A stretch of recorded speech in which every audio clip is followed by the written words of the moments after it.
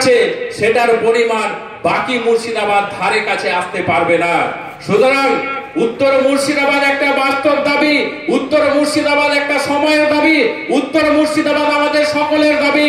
সুতরাং এই দাবি আমরা আগামী দিনে এই উত্তর মুর্শিদাবাদ জেলা সংগ্রাম সমিতির ব্যানারে তাদের আন্দোলনে আমাদের সকলের মিলিত প্রচেষ্টায়, আমাদের সমবেত প্রচেষ্টায় আমরা আদায় করব।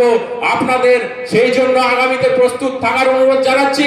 যত বড় আন্দোলন করতে হয়, যেখানে যেতে হয় আমাদের যেতে হবে।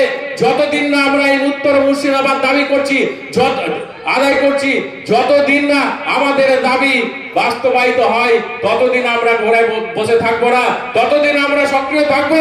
আপনাদের সঙ্গে নিয়ে যত বড় আন্দোলন করতে হয় আমরা সেটা করব।